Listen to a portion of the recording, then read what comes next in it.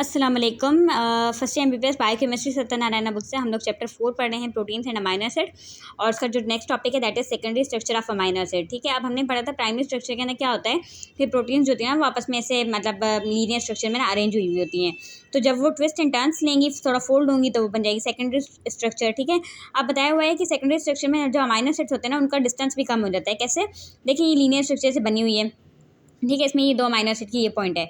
अब जब ये ट्विस्ट एंड टर्न्स लेगी, यानी देखिए यहाँ से ये 2 पॉइंट मिलके इससे नज़दीक आ जाएंगे ना, तो तभी तो ये यूँ करके यूँ होगा ना, तो फिर इस तरीके से जो इनका डिस्टेंस होगा ना वो भी कम हो जाएगा। फिर उसके बाद ना बताया हुआ है कि जो है ना हमें 2 जो है वो मिलते हैं, स्ट्रक्चर्स मिलते हैं सेकेंडरी। एक अल्फा हेलिक्स होता है और एक बीटा शीट होती है। नाम से ही पता लग रहा है कि ये अल्फा हेलिक्स यानी हेलिकल मैनर में होगा और ये शीट यानी शीट के तरीके से होगा। ठीक है, फिर अब नीचे अल्फा हेलिक्स को जो है ना बताया हुआ है, एक्सप्लेन किया हुआ है, लेकिन मैं आपको थोड़ा सा यहाँ से दिखाती हूँ ताकि आपको समझ आए। ये है, देखें, हमारा प्राइमरी स्ट्रक्चर। ठीक है, अब इसमें ये देखें हेलिकल मैनर के अंदर ये टर्न हुआ हुआ है और ये जो है ना जिगजैग मैनर में हुआ हुआ है। तो इसे हम अल्फा हेलिक्स कहते हैं, इसे हम बीटा शीट कहते हैं। बीटा शीट में ना जिगजैग मैनर के अंदर आया होता है।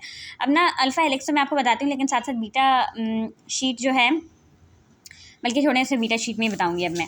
ठीक है, अब अल्फा हेलिक्स को पढ़ते हैं और साथ साथ अल्फा हेलिक्स का ना एक जो है ना मैंने मॉडल के तौर पे मैंने रखा हुआ था। ये देखें आप, ये स्प्रिंग है। ठीक है, स्प्रिंग, तो स्प्रिंग का ये होता है कि देखें ये स्प्रिंग जो है ना ये सिर्फ और सिर्फ एक ही इससे आप समझें एक पॉलीपेप्टाइड है। अब ये ना आपस में एक दूसरे के ऊपर से टर्न हुई हुई है। ठीक है, अपने ही उसके इर्द गिर्द एक्सिस के इर्द गिर्द टर्न हुई हुई है। ठीक हो गया, तो जो है ना ये देखें इसके रिजिड स्ट्रक्चर भी है कितना। ये नहीं कह सकते हम लोग कि हम इसको आराम से पकड़ें तो ये एकदम से डिस्टॉर्ट हो जाए, इसका स्ट्रक्चर खराब है, तो ये रिजिड स्ट्रक्चर है। ठीक है, और जो है ना ट्विस्ट एंड टर्न्स आए हुए तो वो भी किसी वजह से आए हुए होंगे, कुछ ना कुछ तो बॉन्डिंग हुई होगी ना। तो जो है इसमें कुछ जो बातें लिखी हुई अल्फा हेलिक्स में वो मैं आपको बता देती हूँ। तो इसमें लिखा हुआ है सबसे पहले कि ये मोस्ट कॉमन स्पाइरल स्ट्रक्चर है प्रोटीन का। ठीक है, स्पाइरल तो है, हेलिकल भी है मैनर के अंदर। ठीक है, और फिर उसके बाद जो है ना बताया हुआ है कि रिजिड अरेंजमेंट होती है इसमें पॉलीपेप्टाइड चेन की। ठीक है, और फिर बताया है कि कोरी ने और पॉलिंग ने जो है 1951 में इसको डिस्कवर किया था। अब इसके फीचर्स बताए हुए हैं ना, उन फीचर्स को हम लोग देखते हैं। देखें, कॉइल्ड स्ट्रक्चर है, अमाइनो एसिड जो है चेन्स के अंदर वो आउटवर्ड एक्सटेंड करते हैं फ्रॉम द सेंट्रल एक्सिस। अब इसका क्या मतलब हुआ भाई? तो इसका मतलब ये है कि जो है ना ये है हमारा जो है स्पाइरल स्ट्रक्चर या हेलिकल स्ट्रक्चर जिसे हम कहेंगे। ठीक है, अब देखिए इसमें ट्विस्ट एंड टर्न्स आए हुए हैं। अब मैंने क्या किया कि बीच में ना इसमें ये मैंने रख दिए रॉड। ठीक है, और इसके आप देख सकते हैं कि जो टर्न्स है ना, या इसमें टर्न्स में ऑब्वियस सी बात है अमाइनो एसिड होंगे तो वो आउटवर्ड जो है सेंट्रल एक्सिस से जा रहे हैं। तो ये चीज़ हमें समझ आ गई। फिर उसके बाद बताया हुआ है कि जो है कि ये stabilised by extensive hydrogen bonding. तो अब एक बात सोचने की है कि भाई प्राइमरी स्ट्रक्चर था, सीधा सीधा ये से प्राइमरी स्ट्रक्चर जा रहे हैं, लेकिन एकदम से इसमें टर्न्स और फोल्डिंग्स वगैरह आई क्यों? तो ऑब्वियस सी बात है कि इसमें जो अमाइनो एसिड सर्टेन पॉइंट्स पे लगे हैं ना, वो क्या कर रहे हैं, आपस में एक दूसरे के साथ जो है ना बॉन्डिंग कर ले रहे हैं। किस तरीके से बॉन्डिंग कर रहे हैं वो आप इस चीज़ से समझें ताकि मैं आपको बेटर तरीके से समझा सकूं। इसे हटा देते हैं। ये ना आप इसको कंसिडर करें, ये भाई सीधी सी जो है प्राइमरी स्ट्रक्चर है प्रोटीन की। ठीक है, अब ये हुआ कि यहाँ पर जो अमाइनो एसिड था, यहाँ पर जो अमाइनो एसिड था, इन्होंने क्या किया कि बॉन्डिंग बनाई, तो ये यूँ आ जाएगा। ठीक है, और ये वाला जो है ये यूँ हो जाएगा, फिर ये यूँ हो जाएगा, इस तरीके से ये फोल्ड हो जाएगा। तो ये यहाँ पे अमाइनो एसिड, यहाँ पे अमाइनो एसिड, इसने बॉन्डिंग बनाई तो आपस में पकड़ के एक दूसरे को अट्रैक्ट कर लिया। ठीक हो गया, तो इस तरीके से जो है ना बॉन्डिंग बनती है, हाइड्रोजन बॉन्डिंग होती है जो कि एडजेसेंट अमाइनो एसिड्स को अट्रैक्ट करके और उसमें फोल्ड्स और बैंड्स ले आती है। ये आप लोग बेहतर तरीके से समझ के होंगे। फिर इसमें ना एटम्स बताए हुए हैं कि जो अमाइनो एसिड्स आपस में बॉन्डिंग करते हैं ना, हाइड्रोजन बॉन्डिंग, उनमें कौन कौन से इन्वॉल्व होते हैं, जो कि मैं आपको स्ट्रक्चर से देख के बताऊँगी, यहाँ से बताने में समझ आएगा भी नहीं। तीसरी पॉइंट ये लिखी हुई है कि जो जितने भी अमाइनो एसिड्स होते हैं ना हेलिकल स्ट्रक्चर में, उन सब के अंदर ना हाइड्रोजन बॉन्डिंग हुई हुई होती है। ठीक है, लेकिन जो फर्स्ट और लास्ट ये होता है ना अमाइनो एसिड, वो जो होते हैं ना उनके अंदर को किसी किस्म की हाइड्रोजन बॉन्डिंग नहीं होती, वो जो है ना अकेले होते हैं। अब ऐसा क्यों होता है? क्योंकि जो भी अमाइनो एसिड्स हैं उनके अंदर उनको उनका एडजेसेंट अमाइनो एसिड मिल रहा है जिससे वो बॉन्डिंग बना रहे हैं, लेकिन जो फर्स्ट और लास्ट होता है ना उसको कोई करस्पॉन्डिंग अमाइनो एसिड मिलता ही नहीं है, तो इस वजह से फिर वो बॉन्डिंग नहीं बना पाते। ठीक, ये तो सिंपली रट्टा लिखा हुआ है सारा कि एक टर्न के अंदर 3.6 अमाइनो एसिड होते हैं। ठीक है, मतलब एक टर्न मैंने देखा तो उसमें मुझे 3.6 अमाइनो एसिड मिले, और फिर जो है ना जब मैंने उनका डिस्टेंस मेजर किया तो वो 0.54 नैनोमीटर मिला। तो 3.6 अमाइनो एसिड का जो है 0.54 नैनोमीटर ये है इसका डिस्टेंस है, और फिर एक अमाइनो एसिड के बीच में 0.15 नैनोमीटर जो है डिस्टेंस आ गया। ठीक हो गया, फिर उसके बाद अल्फा हेलिक्स जो है ना एक स्टेबल कन्फर्मेशन है। हमें पता है भाई, मैंने आपको स्प्रिंग की स्टेबिलिटी से इसका एग्जांपल दिया, बहुत स्टेबल कन्फर्मेशन है ये। तो इसकी जो एनर्जी होगी वो बहुत ही ज़्यादा कम होगी। तो क्योंकि हम लोग केमिस्ट्री के अंदर पढ़ते हैं बेसिक रूल कि स्टेबिलिटी जो है वो इन्वर्सली प्रोपोर्शनल होती है एनर्जी के। जितनी ज़्यादा स्टेबिलिटी आएगी उतनी कम एनर्जी होगी, ठीक है। और अगर एनर्जी ज़्यादा होगी तो फिर वो स्टेबिलिटी कम होगी। तो ये हो गया। फिर उसके बाद है राइट हैंडेड अल्फा हेलिक्स जो है वो ज़्यादा स्टेबल होती है लेफ्ट हैंडेड हेलिक्स से, ठीक है। अब राइट हैंडेड और लेफ्ट हैंडेड का क्या सीन होता है वो यहाँ से देखते हैं। देखें, अब मैंने ना यहाँ पर दो बना रखी हैं, एक आपको दिख रहा होगा ये और एक आपको हेलिक्स दिख रही होगी ये वाली। दोनों के टर्न्स जो है ना वो अपोजिट डायरेक्शन में है। हमें कैसे पता लगेगा कि कौन सी राइट हैंडेड है और कौन सी लेफ्ट हैंडेड है? तो ये चीज़ पता लगाने का तरीका ये है कि जो हेलिक्स हमें मिली हुई है ना उसके जो टर्न्स जिस डायरेक्शन में जा रहे हैं ना, ठीक है, उस डायरेक्शन में आपकी जिस हाथ की उंगलियां फोल्ड हो रही होंगी ना तो वो उस हैंड वाली जो है हेलिक्स होगी। कैसे?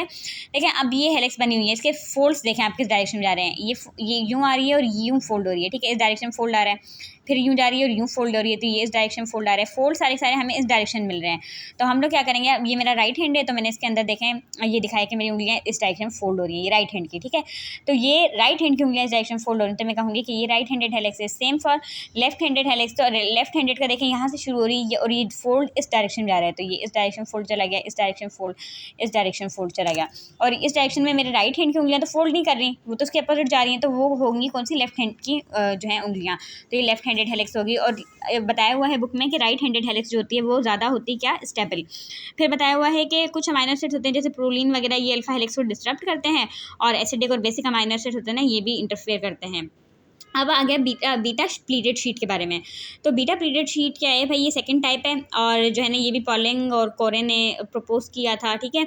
अच्छा, अब इसमें बताया हुआ है कि ये दो या दो से ज़्यादा सेगमेंट्स होते हैं जो कि पेप्टाइड चेन के होते हैं उनसे बनती हैं। इसका क्या मतलब है कि इसका मतलब ये है कि आप ये देखें, यहाँ पर ये मैंने एक मॉडल बनाया हुआ है, ठीक है। इसमें आप देखें कि देख रहे हैं जिगजैग मैनर के अंदर। फिर ये जो है ना ऊपर से अगर देखें हम लोग इसको, तो ये मैंने एक पेप्टाइड चेन बनाई हुई है, ये दूसरी बनाई हुई है, ठीक है। तो 1 2 और मोर देन 2, ठीक है। तो ये दो का बना हुआ है। ऐसे अगर तीसरा भी होगा तो वो तीसरी आ जाएगी, ठीक है। अब मैंने सिर्फ दो का लिया हुआ है और उनके अंदर ना इंटरचेन लिंकेजेस बनी हुई हैं, ठीक है। हाइड्रोजन बॉन्डिंग जो है ना इंटरचेन है, मतलब दो चेन के बीच में, और उसकी वजह से इसके जो स्ट्रक्चर है ना वो ऐसा हुआ है। तो बीटा शीट के अंदर दो या दो से ज़्यादा पेप्टाइड चेन आ जाती हैं।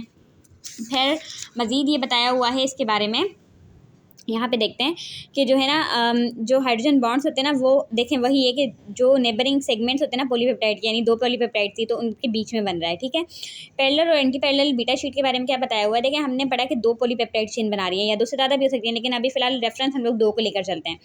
तो दो पॉलीपेप्टाइड चेन है ना वो बना रही हैं। अब वो जो दोनों पॉलीपेप्टाइड है ना या तो वो पैरेलल डायरेक्शन में होंगी या एंटी पैरेलल डायरेक्शन में होंगी। क्या मतलब? अब हमने पढ़ा था कि पॉलीपेप्टाइड चेन होती है ना तो उसके अंदर एक एन टर्मिनल होता है और एक सी टर्मिनल होता है, ठीक हो गया। तो अगर दोनों जो पेप्टाइड्स हैं उनके एन और सी टर्मिनल एक जैसी डायरेक्शन में है तो हम कहेंगे कि दीज आर पैरेलल। और अगर ऐसा है कि इस एन के साथ यहाँ सी आ रहा है दूसरी चेन का और इस सी के साथ यहाँ एन आ रहा है तो हम कहेंगे कि ये एंटी पैरेलल है। और यहाँ से फिगर में से भी यही चीज़ दिखाई हुई है कि ये देखें, ये एन टर्मिनल है और ये सी टर्मिनल है, ठीक है। और दोनों की डायरेक्शन सेम है, यानी यहाँ पे दोनों का एन टर्मिनल आ जाएगा, यहाँ पे दोनों का सी टर्मिनल आ जाएगा, बल्कि यहाँ तीन दिखाई हुई है पॉलीपेप्टाइड। तो इसे हम कहेंगे कि ये पैरेलल है, ठीक है, बीटा प्लीटेड शीट। और जो ये नीचे दिखाई हुई है इसमें दो पॉलीपेप्टाइड चेन्स दिखाई हुई हैं और दोनों की डायरेक्शन देखें, ये एन टर्मिनल है इसका और ये सी टर्मिनल है फर्स्ट पॉलीपेप्टाइड का, और सेकंड पॉलीपेप्टाइड का एन के साथ सी टर्मिनल आ रहा है और सी के साथ एन टर्मिनल। तो ये अपोजिट डायरेक्शन, लेकिन डायरेक्शन भी अपोजिट दी हुई है। तो ये हो गया पैरेलल और एंटी पैरेलल का। फिर है कि ये बताया हुआ है कि या तो क्या होगा कि बीटा प्लीटेड शीट है ना उसमें दो या दो से ज़्यादा पॉलीपेप्टाइड चेन होंगी, ठीक है। लेकिन ना जो सिंगल पेप्टाइड चेन है ना उसमें भी बीटा प्लीटेड शीट बन जाएगी। देखिए, बीटा प्लीटेड शीट को आप ना जिगजैग शीट से करें तो कंपेयर करें तो हम ये कहेंगे कि अगर सीधी एक स्ट्रक्चर है तो उसको भी हम जिगजैग कर सकते हैं ना। तो वही बताया हुआ है कि या तो दो शीट्स के बीच में जो है हाइड्रोजन बॉन्ड्स बनेंगे तो उन्हें हम लोग इंटरचेन हाइड्रोजन बॉन्ड्स कहेंगे, और अगर सिंगल चेन है वो आपस में एक दूसरे पर फोल्ड हो रही है, वो किस तरह से फोल्ड होगी वो आप इस तरीके से समझ सकते हैं। देखें, मैं ऊपर से दिखाती हूँ आपको, और ऊपर से आपको ये सिंगल दिख रही होगी ना, बिल्कुल सिंगल। तो ये सिंगल दिख रही है। अब सिंगल अगर आपस में एक दूसरे पे फोल्ड होगी तो उसके अंदर जो हाइड्रोजन बॉन्डिंग होगी वो तो उसी पेप्टाइड के अमाइनो एसिड्स के बीच में होगी, तो उसे हम इंट्रा चेन हाइड्रोजन बॉन्डिंग कहेंगे। इंट्रा मतलब विद इन सिंगल चेन के अंदर हाइड्रोजन बॉन्ड बन रहे हैं, और इंटर चेन मतलब कि दो चेन्स के बीच में बन रहे हैं, ठीक हो गया। फिर अकरेंस बताई हुई है, तो अकरेंस का ये है कि मतलब हमें ये कितनी इसकी फ्रीक्वेंसी मिल जाती है। तो बहुत सी प्रोटीन्स होती हैं, उनमें बीटा प्लीटेड शीट होती है और अल्फा हेलिक्स और जो है ना बीटा प्लीटेड शीट हमें नॉर्मली मिल जाती हैं। ग्लोबुलर प्रोटीन्स होती है ना, तो उनका जो कोर स्ट्रक्चर होता है ना सेंट्रल, वो बीटा प्लीटेड। तो यही कि जो ग्लोबुलर प्रोटीन्स होती है ना, उनका जो कोर होता है, सेंटर होता है, तो उसके अंदर बीटा शीट्स हमें मिल जाती हैं। फिर अदर टाइप्स बताए हुए हैं, लेकिन इसमें कोई इतनी डिटेल दी नहीं हुई हुई। फिर देखते हैं कि super secondary structure of protein, ठीक है। अब सुपर सेकेंडरी स्ट्रक्चर कौन सा होता है? ये वो स्ट्रक्चर होता है जो कि सेकेंडरी और टर्शरी स्ट्रक्चर के बीच में मिलता है हमें, ठीक है। तो इसमें क्या होता है कि अल्फा हेलिसिस और बीटा स्ट्रक्चर्स होते हैं ना, ये आपस में कंबाइन होकर और ये बनाते हैं, ठीक है, सुपर सेकेंडरी स्ट्रक्चर, ठीक है।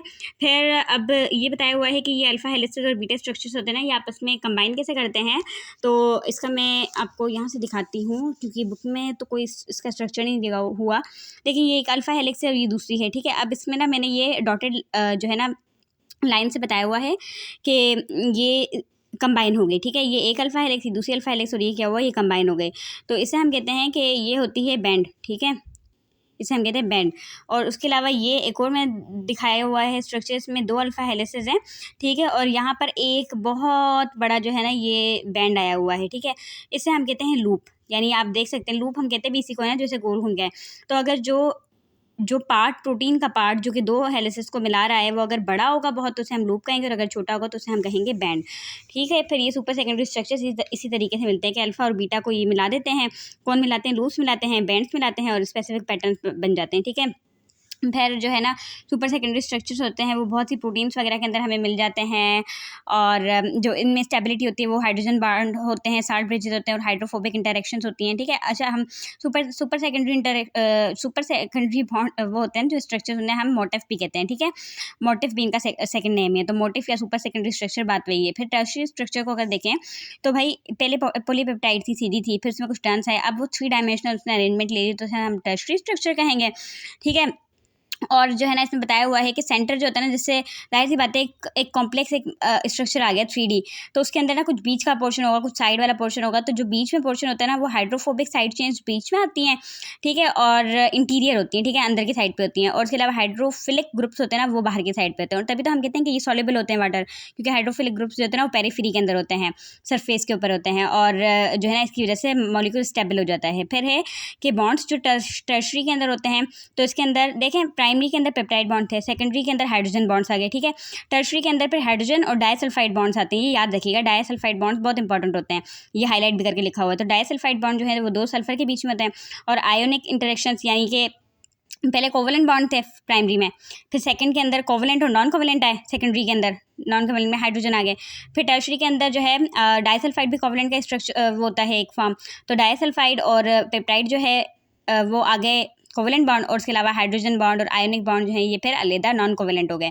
और फिर हाइड्रोफोबिक इंटरेक्शन भी होती हैं, और weak van der Waals forces भी होती हैं टर्शरी स्ट्रक्चर में, मतलब बहुत सारी फोर्सेस आ जाती हैं। फिर डोमेन का बताया हुआ है, तो डोमेन हम लोग क्या कहते हैं कि प्रोटीन बेसिक, मतलब उससे ज़्यादा कोई भी बेसिक प्रोटीन नहीं हो सकती, ठीक है। प्रोटीन 100 अमाइनो एसिड या 50 अमाइनो एसिड से बन गई, that is the basic structure. अब वो प्रोटीन स्ट्रक्चर जो कि स्ट्रक्चरल और फंक्शनल हमें लुक दे, तो उसे हम कहते हैं डोमेन, ठीक है। तो यानी बेसिक यूनिट ऑफ प्रोटीन जो कि हमें फंक्शन भी प्ले कर रहा हो अपना, और उसका कोई स्ट्रक्चर भी हो, तो उसे हम कहेंगे कि जो है दैट इज़ डोमेन। तो बताया हुआ है कि पॉलीपेप्टाइड विद 200 अमाइनो एसिड जो है, तो उसको हम कहेंगे कि उसमें 2 या 2 से ज़्यादा डोमेन्स होती हैं।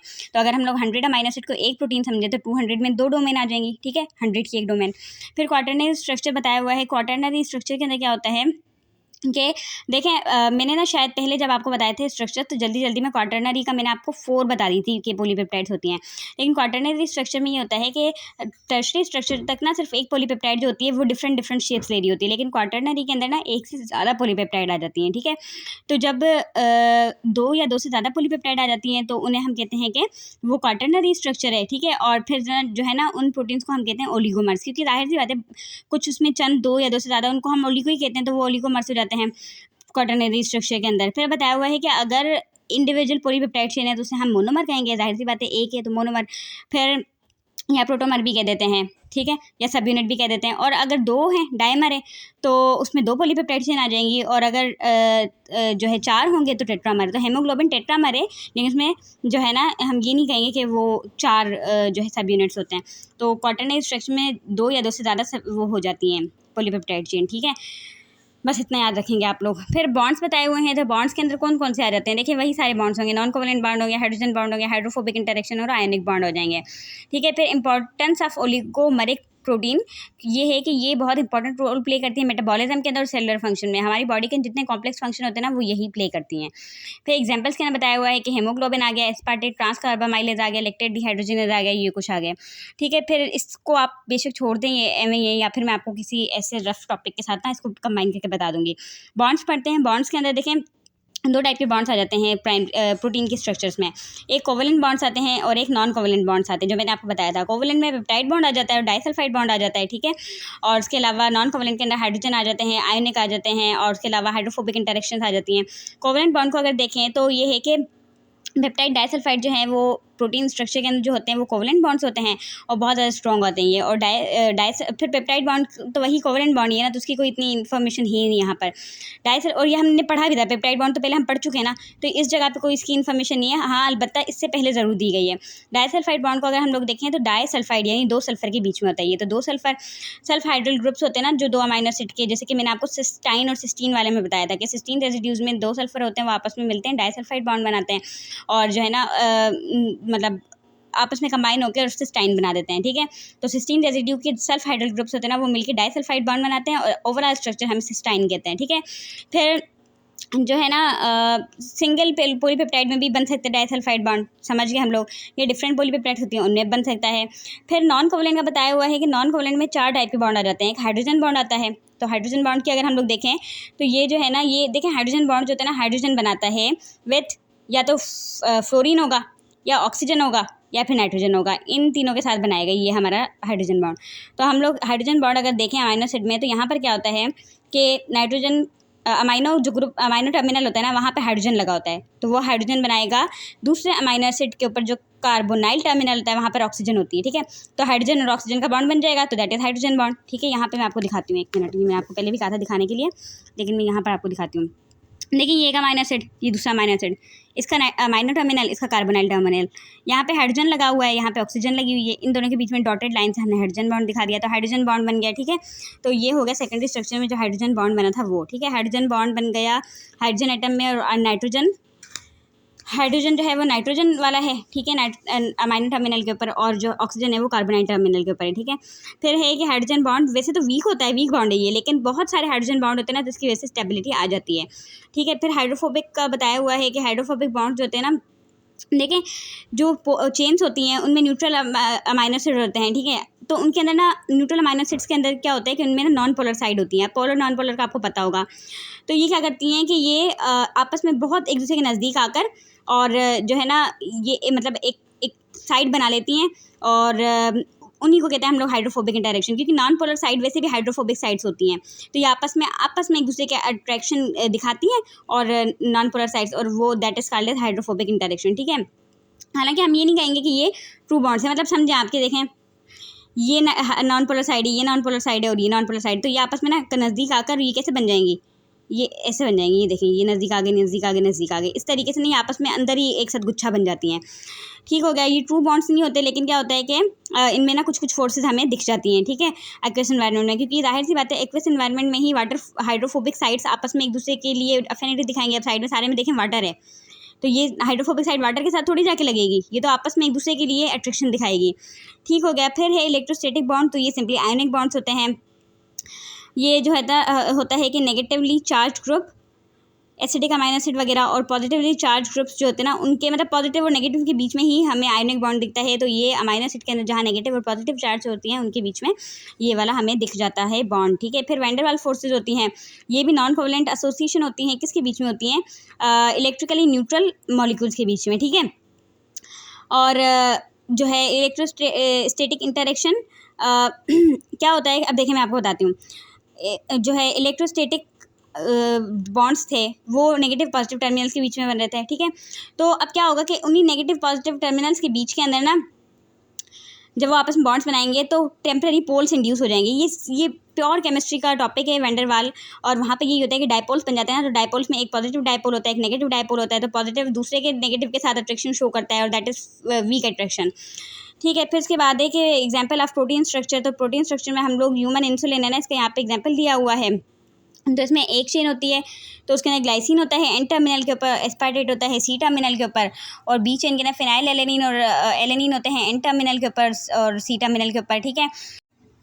अच्छा, तो स्ट्रक्चर ऑफ प्रोटीन के अंदर ना सिर्फ यही बताया हुआ है कि 2 चेन है, अल्फ़ा और बीटा चेन, और अल्फ़ा के अंदर जो है ग्लाइसिन और उसके अलावा एस्पार्जीन जो है वो हमें अमाइनो और कार्बोनाइल टर्मिनल के ऊपर मिलते हैं। और साथ साथ ये बताया हुआ है कि बीटा चेन के अंदर फिनाइल एलेनिन और एलेनिन जो होते हैं वो हमें एन टर्मिनल और सी टर्मिनल के ऊपर मिल जाते हैं। फिर साथ साथ ये बताया हुआ है कि ये जब बनती है ना, तो क्या होता है कि ये जो है सिंगल पॉलीपेप्टाइड के तौर पे बनती है। यानी ऐसा नहीं होता कि अभी तो हम देख रहे हैं ना, एक चेन है, 2 चेन है, ठीक है, 2 चेन्स नहीं होती हैं, ये पूरी एक ही चेन होती है। तो उसे हम कहते हैं प्री प्रो इंसुलिन, ठीक है। फिर क्या होता है, इसमें प्रोटीलाइटिक चेंजेस होते हैं। किस तरीके से होते हैं कि ये इस तरीके से बनती है, इसमें एक चेन लगी होती है जिसे हम सी चेन कहते हैं। और ये ये जो सी चेन होती है ना, ये क्या होता है, इसकी क्लीवेज हो जाती है यहाँ से और ये सेपरेट हो जाती है।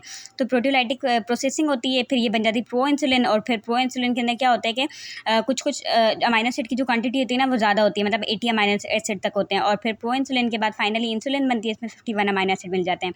तो ये आप लोग जो है ना हार्मोन्स वाला चैप्टर होता है ना, वहाँ पे ये सब पढ़ते हैं। तो ये चीज़ यहाँ पर सिर्फ एक ओवरव्यू के तौर पे दी हुई है। फिर स्ट्रक्चर ऑफ कोलेजन, वो भी मैं आपको बताती हूँ, लेकिन साथ साथ ना ये फिगर दिखाई हुई है, बहुत अच्छी फिगर है। इसमें सारे बॉन्ड्स हमें दिखाए हुए हैं कि यहाँ पे देखिए सिस्टाइन बना हुआ है। सिस्टाइन के अंदर ये एस और ये एस 2 सल्फाइड्रल टर्मिनल्स हैं, उनके ऊपर जो है एक बॉन्ड बना हुआ है जिसे हम कहते हैं डाई सल्फाइड बॉन्ड, ठीक है। फिर उसके बाद बी के अंदर दिखाया हुआ है कि ये एक चेन है पेप्टाइड, ये दूसरी चेन है पेप्टाइड, और इसमें ये हाइड्रोजन है, ये ऑक्सीजन है, और इनके बीच में देखें ये बना हुआ है जो है ना डॉटेड लाइन से दिखाया हुआ है, हाइड्रोजन बॉन्ड बना हुआ है। फिर सी के अंदर दिखाया हुआ है ये आइसोल्यूसिन है और ये ल्यूसिन है, ठीक है। और इसके देखें ये ल्यूसिन का हाइड्रोफोबिक टर्मिनल है, ये आइसोल्यूसिन का हाइड्रोफोबिक टर्मिनल है, और ये आपस में एक दूसरे के अंदर हुए हुए हैं, और बाकी पेरिफेरी के अंदर जो है हाइड्रोफिलिक एंड आ रहा है, तो इसे कहते हैं हम लोग हाइड्रोफोबिक इंटरेक्शन। और साथ साथ जो लास्ट दिखाया हुआ है वो एस्पार्टेट है, this is acidic amino acid, lysine है, this is basic amino acid. तो इसकी देखें नेगेटिव चार्ज आ रही है, इस पर पॉजिटिव चार्ज आ रही है, और इनके बीच में जो बॉन्ड बना हुआ है दैट इज इलेक्ट्रोस्टैटिक बॉन्ड, ठीक है। तो ये बॉन्ड्स दिखा दिए। फिर स्ट्रक्चर ऑफ कोलेजन के अंदर देखते हैं। कोलेजन जो है ना उसके बारे में बताया हुआ है कि कोलेजन जो है वो अबंडेंट प्रोटीन है, बॉडी के अंदर 1/3 बॉडी का कोलेजन बनाती है, ठीक है। अब यहाँ आप देख सकते हैं कि इसके ऊपर टॉपिक के ऊपर लगा हुआ है एक क्रॉस, तो ये टॉपिक नहीं करना है, इसीलिए मैंने क्रॉस लगा रखा है। अब मैं आपको ये सारा पढ़ा के फिर बता दूंगी कि कौन से टॉपिक करना है और कौन से नहीं करना है। तो बॉडी का 1/3 जो है वो ये प्रोटीन बनाती है। फिर ये है कि इस प्रोटीन के ना हमें बहुत सारे क्या मिलते हैं, हमें ना बहुत सारे जो है ना इसके टाइप्स मिलते हैं, मतलब हम ये कह सकते हैं कि 19 टाइप्स मिल गए हमें इसके। तो उससे हम 19 टाइप्स मिलते हैं जिसे हम रोमन नंबर से डिनोट करते हैं। और क्यों मिलते हैं टाइप्स, क्योंकि स्ट्रक्चरली तो हमें ये देखने में सेम लगती हैं, लेकिन जब हम जेनेटिकली देखते हैं ना तो ये इनके अंदर वेरिएशंस मिलती हैं, तो इसलिए उसकी बेसिस पे जेनेटिक बेसिस के ऊपर 19 टाइप्स मिलते हैं। फिर प्रोटीन इसके बारे में बताया हुआ है स्ट्रक्चर के अंदर कि इसमें ना ट्रिपल हेलिकल स्ट्रक्चर होता है, ठीक है। यानी ये 1, 2 और 3 हेलिक्स हैं, ठीक है, यानी पॉलीपेप्टाइड चेन है, और ये आपस में ऐसे करके एक दूसरे के इर्द गिर्द ऐसे वाइंड हुई होती है तीनों की तीनों, तो ये हेलिकल स्ट्रक्चर बना लेती हैं। और सबसे ज़्यादा जो है टाइप 1 मैच्योर कोलेजन, उसका स्ट्रक्चर जो होता है ना, मतलब सबसे ज़्यादा हम उसी को देख लेते हैं, तो उसमें एबनॉर्मलिटीज़ वगैरह पता लग जाती हैं। तो अब क्या है, टाइप 1 कोलेजन के अंदर 3 पॉलीपेप्टाइड चेन्स होती हैं, ठीक है, और एक दूसरे के इर्द गिर्द जो है ना वो रोटेट हुई हुई होती हैं, और ना एक रॉड लाइक स्ट्रक्चर बनाया हुआ है। वो हमारे घर में चारपाइयाँ होती हैं ना, तो उनके अंदर आपने देखा होगा वो जो होती है चारपाई के अंदर जो वो डलती है ना, वो आपस में एक दूसरे के ऊपर से कॉयल हुई हुई होती हैं। तो उस तरीके से तीनों की तीनों आपस में एक दूसरे के इर्द गिर्द कॉयल हुई हुई होती हैं, और जो है ना एक ऐसा लगता है कि एक रॉड बन गई हैं तीनों एक दूसरे पे वाइंड होकर। जिस चोटी के अंदर हमारे बाल होते हैं, हम चोटी में उनको जब मोड़ लेते हैं तो फिर वो सारा एक ही स्ट्रक्चर लग जाए। तो ये जो है ना 1.4 नैनोमीटर डायमीटर हो जाता है उसका, जो रॉड बनती है 3 पॉलीपेप्टाइड की, और 300 नैनोमीटर तक उसकी लेंथ हो जाती है, ठीक है। फिर ये बताया हुआ है कि इसका स्ट्रक्चर यूनिक है, क्यों, क्योंकि इसमें 1/3 मतलब जो इसके अंदर इसके स्ट्रक्चर में हमें 33% जो है ना वो मिल जाता है ग्लाइसिन, ठीक है। तो इसीलिए फिर इसका फार्मूला भी हम लोग 33% ग्लाइसिन होता है, तो ग्लाइसिन और उसके साथ जो और हमें अमाइनो एसिड मिलते हैं, ज़्यादातर ग्लूटामेट और सिस्टीन वगैरह होते हैं, तो फिर हम उनसे लिख लेते हैं, ठीक है, ये अमाइनो एसिड आ जाते हैं। और मतलब खैर इतना इंपॉर्टेंट नहीं है। सर्कुलर प्रोटीन्स में क्या होता है कि भाई एक प्रोटीन सीधी है, ठीक है, उसमें एक एन टर्मिनल है, एक सी टर्मिनल है। एन और सी टर्मिनल जब आपस में कंबाइन कर जाएंगे, यानी इस तरीके से ये दोनों गोल घूम जाएंगे, एन टर्मिनल और सी टर्मिनल, तो ये कंबाइन होकर फिर ये सर्कुलर स्ट्रक्चर बना लेंगे। तो ये सर्कुलर स्ट्रक्चर जो होती है head to tail peptide bond होते हैं एन और सी टर्मिनल के बीच में, ठीक है। और पोस्ट ट्रांसलेशनल मॉडिफिकेशन मैंने आपको बताई थी कि गोल्जी के लेवल पे होती है, तो वहाँ पर जाकर और ये इस तरीके से टर्न हो गए और एन और सी टर्मिनल बॉन्डिंग बना के और सर्कुलर स्ट्रक्चर बना लेते हैं। तो पोस्ट ट्रांसलेशनल मॉडिफिकेशन के रूप में ये सब होता है, ठीक है। अब इस वजह से क्या होता है कि स्टेबिलिटी मिलती है और जो है ना मतलब प्रोटीन जो है वो मतलब आराम से टूट नहीं पाती, प्रोटीलाइटिक क्लीवेज नहीं होती है उसके अंदर, और उसके अलावा स्टेबिलिटी बहुत हद तक आ जाती है।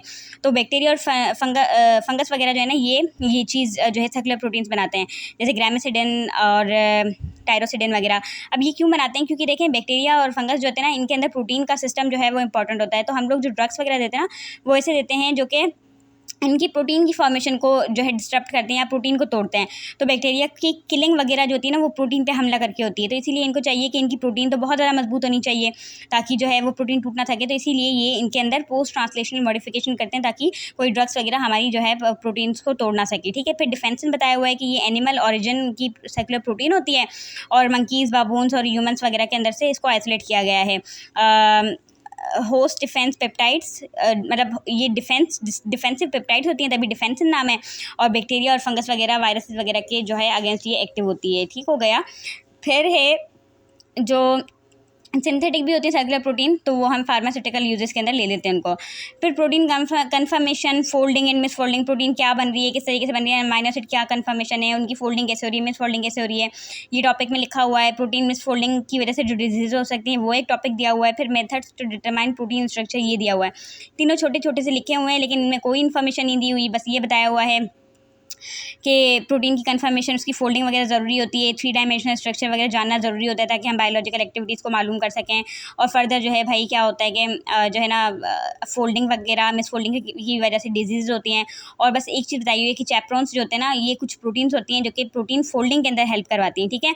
ये चीज़ लिखी हुई है, बस ये याद कीजिएगा, बाकी उसके अलावा कुछ भी नहीं लिखा हुआ है इस जो टॉपिक की हेडिंग है इसके अंदर। प्रोटीन मिसफोल्डिंग की वजह से डिजीज़ होती हैं, जैसे हम चैप्टर 22 में पढ़ेंगे, तो भाई वहीं पढ़ लेते हैं, यहाँ देने की क्या ज़रूरत थी। खैर, फिर मेथड्स होते हैं जिसकी वजह से हम प्रोटीन स्ट्रक्चर मालूम कर सकते हैं, तो वो जो है एक्सरे क्रिस्टलोग्राफी होती है, उसकी मदद से कर लेते हैं प्रोटीन का टर्शरी और सेकेंडरी स्ट्रक्चर मालूम। और उसके अलावा न्यूक्लियर मैग्नेटिक रेजोनेंस NMR, इसकी वजह से हम लोग क्या करते हैं कि स्ट्रक्चर और फंक्शनल इन्फॉर्मेशन जो होती है प्रोटीन की, वो मतलब उनके एटम वगैरह जो होते हैं उनके स्ट्रक्चर से मालूम करते हैं। फिर methods for isolation and purification of protein, तो इसमें क्या लिखा हुआ है, ये प्रोटीन्स जो होती है ना, उन्हें हम लोग उनकी डिटेल्ड स्टडी के लिए फिजिकल, स्ट्रक्चरल और फंक्शनल प्रॉपर्टीज, मतलब उसकी प्रॉपर्टीज़ मालूम करने के लिए ना हमें उसकी प्यूरिफिकेशन करनी चाहिए। तो कुछ मेथड्स होते हैं जिसके ज़रिए हम क्या करते हैं कि इसे आइसोलेट करते हैं। अब क्या करते हैं हम लोग, किस तरीके से आइसोलेट करते हैं कि हम लोग क्या करते हैं, अमोनियम सल्फेट और सोडियम सल्फेट को यूज़ करते हैं, जिसकी वजह से क्या होता है कि प्रोटीन के फ्रैक्शंस जो होते हैं ना वो अलग होने लग जाते हैं किसी भी सॉल्यूशन में से, ठीक है। फिर क्या है कि हम लोग फिर उन फ्रैक्शंस, जैसे प्रोटीन अलग हो गई ना, अब हमने क्या किया, उसकी अल्ट्रा सेंट्रीफ्यूगेशन की। सेंट्रीफ्यूगेशन क्या होती है, जैसे जूसर में हम डाल के कुछ किसी मिक्सचर को घुमाते हैं ना, तो झाग बीच में रह जाते हैं, बाकी चीज़ें साइड में चली जाती हैं। तो उसी तरीके से हम क्या करते हैं, ऐसे घुमा लेते हैं, तो फिर इसकी वजह से क्या होता है कि जो लो मॉलिक्यूलर वेट चीज़ होती हैं वो पेरिफेरी में चली जाती हैं। तो खैर इस तरीके से हम लोग अल्ट्रा सेंट्रीफ्यूगेशन करते हैं, इसकी वजह से प्रोटीन फ्रैक्शनेशन फर्दर जो है वो और ज़्यादा डिस्टिंक्ट हो जाती है। फिर प्रोटीन की सेपरेशन जो है वो क्या करते हैं, उसके लिए इलेक्ट्रोफोरेसिस करते हैं, आइसो इलेक्ट्रिक फोकसिंग, ये कुछ नाम लिखे हुए हैं, इलेक्ट्रोफोरेसिस, आयन एक्सचेंज। तो इसमें बस यही है, और बताया हुआ है लास्ट में कि चैप्टर 41 में हम इसको पढ़ेंगे, तो ये भी ऐसे ही है। अब मैं आपको इसमें से बता देती हूँ, देखें हमने पढ़ा, इसमें बहुत कुछ पढ़ा लेक्चर के अंदर। अब लेक्चर में जो हमने बहुत कुछ पढ़ा, उसमें से आप लोगों ने सिर्फ और सिर्फ क्या मालूम करना है, आपने सिर्फ secondary structure, tertiary, super secondary और क्वाटरनरी स्ट्रक्चर, उनको अच्छे से पढ़ना है। और उसके अलावा बॉन्ड्स हैं, उनको अच्छे से पढ़ना है, ठीक है। फिर उसके बाद जो चीज़ हमने वहाँ से पढ़ी थी ना, इंसुलिन का स्ट्रक्चर पढ़ा था, कोलेजन पढ़ी थी, सर्कुलर प्रोटीन्स पढ़ी थी, इन चीज़ों को ना आप ना देखें, बिल्कुल भी ना पढ़ें, ये चीज़ें फजूल हैं। और मैंने ऐसे ही मैंने कहा कि ताकि आप लोगों के दिल की तसल्ली हो, इसलिए मैंने इसको पढ़ा दिया, वरना मेरा पढ़ाने का भी कोई मूड नहीं था। तो अब हम लोग यहाँ तक पढ़ चुके हैं, फिर प्रॉपर्टीज़ पढ़ेंगे और कुछ डीनेचुरेशन वगैरह वाले टॉपिक है, मतलब 2 अब और लेक्चर होंगे और फिर ये आपका जो है चैप्टर ख़त्म हो जाएगा।